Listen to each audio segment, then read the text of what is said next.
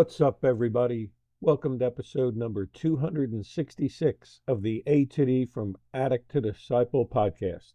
I'm David Hain, and I'm happy for you to join us here today as we go through this episode. If you enjoy this podcast, please like, subscribe, follow, and share the link with your friends. If you'd like to get our curriculum, you can get the paperback or ebook of From Ashes to Destiny on Amazon.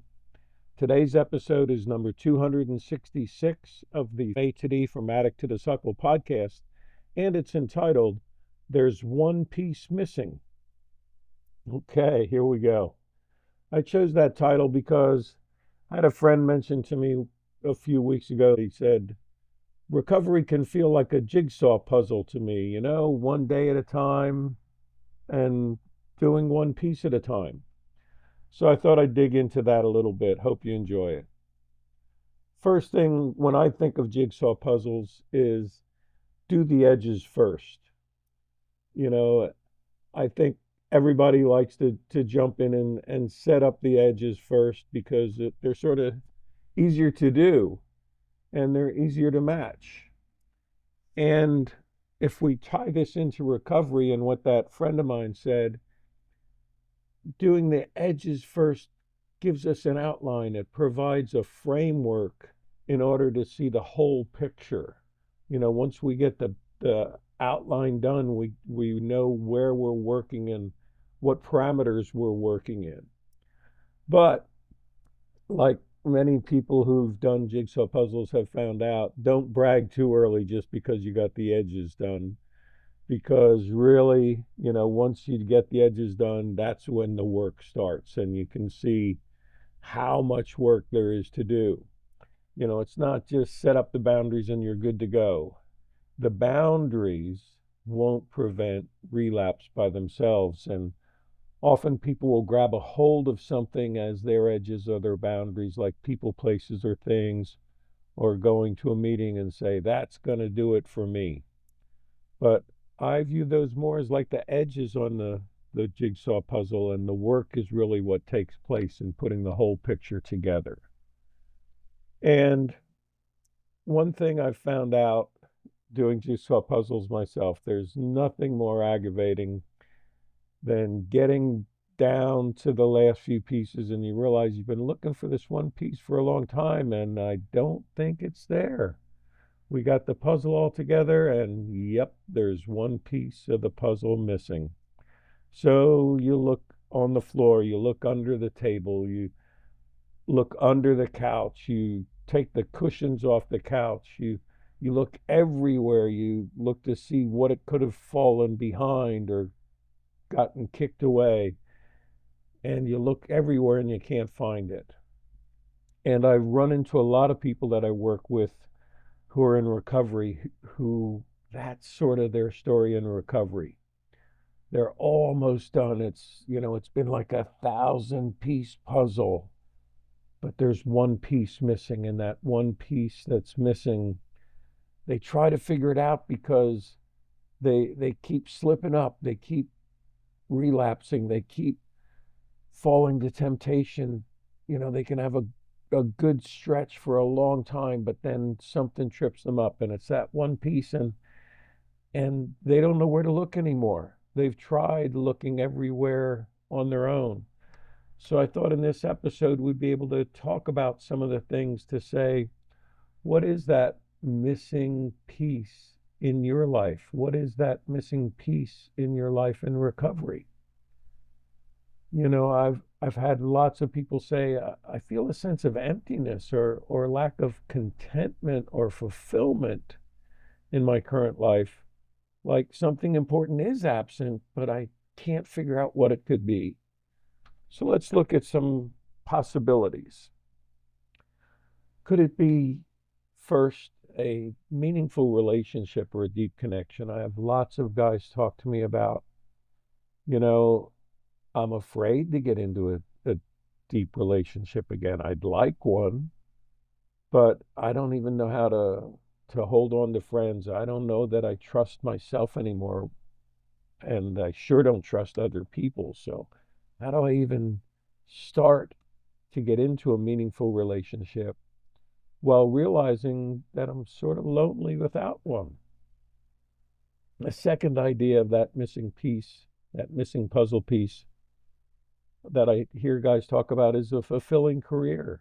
That there's nothing to show future growth from whatever they're doing now. There's no daily challenge. There's no light at the end of the tunnel. There's no, pot of gold at the end of the rainbow. They just feel that they're going through the motions and they're accepting any work that they can find, and there's nothing fulfilling involved at all. And guys talk about, even as I'm going through the 12 steps, if I get to that point where I give back, it's no big deal. It's almost like I'm the only one with passion, and who really cares about this stuff that I'm doing to give back besides me? And if no one really cares, then what's the passion in it? I need to be passionate about something I'm doing that I can sense people are passionate about receiving what I have to offer. And that's a huge missing piece. Another thing that ties sort of these two thoughts together could be just a strong sense of purpose. That we actually get to a point where we say, you know what? I'm actually impacting less people than I did in my addiction.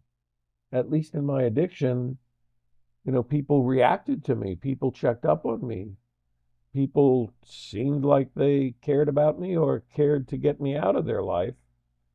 But what's my purpose now? How do I find a purpose? My purpose can't just be making amends. My purpose can't just be staying clean and sober. What is my purpose in life? And one more could be that we have to realize that the missing piece in our puzzle could be we've been ignoring our mental and physical health.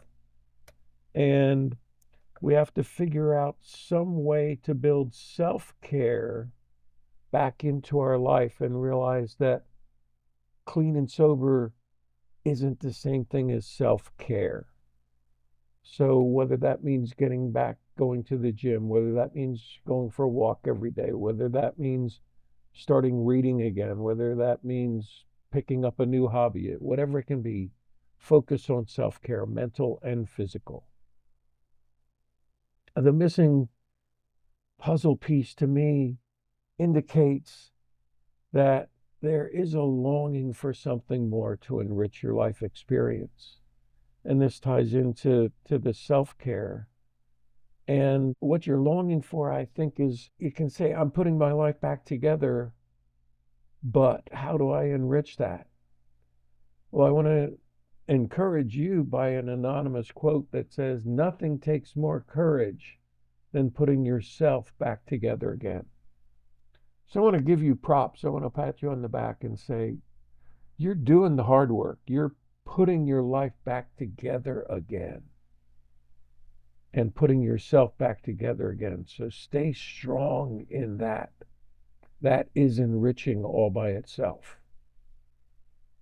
The second thing I'd like to share on how do we enrich our life experiences, to declutter your place and your mind.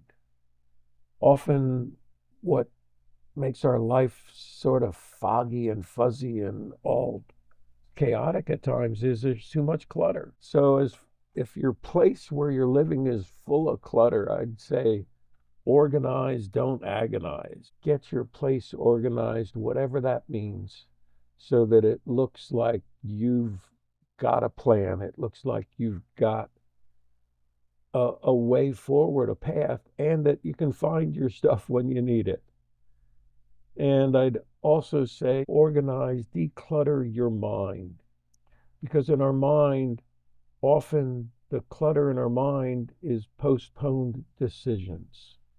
So how do we get to the point where we start doing the decision making so that we can enrich our life by decluttering our mind? Another area, we talked about the loneliness before. I want to ask you, who are your favorite people to be with? If you spend time making time for your friends and not your enemies, you're going to find your life is really enriched.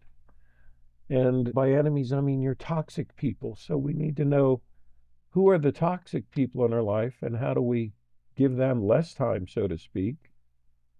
And who are your favorite people to be with and how do we make time for them? Another thing that's important in enriching our life is to reduce the stress in our life, the thoughts, the fears, the anxieties, whatever's stressing you out. Be able to figure out a way to talk through that, work through that, and reduce it. And I want to warn you to watch out for deadlines. It seems normal in recovery that we put milestones, but they actually sound like deadlines. Like once you get 6 months clean and sober, you can do this or you can do that. But I want to say, watch out for deadlines. And who sets these deadlines for you anyway? Are deadlines that are set for you really just forcing you to try to meet other people's expectations? And if you're living that way, it's not enriching your life at all. It's draining from your life. And finally, when we talked about self-care in the first group of ideas, I want to close with that, where I want to just encourage everybody to be sure to learn how to relax and refresh. Then do it regularly, daily. Make a time to just relax, and a relaxation that refreshes you, whether it's physically, emotionally, mentally, whatever it is, just to refresh you. Don't live your life continually searching for the missing piece in your puzzle. Thanks for listening to this episode of the A to D From Addict to Disciple podcast. If you were saying that's me as you listen, then it's time now to reach out and join a group. You can message me on the link in this podcast by email at davidfroma2d@gmail.com, or go to my website, www.froma2d.org, and click on the contact page. If you're listening on Spotify, you can leave your comments by clicking on the link they provide on that platform. Keep listening to future podcasts, and as always, stay safe and stay resilient.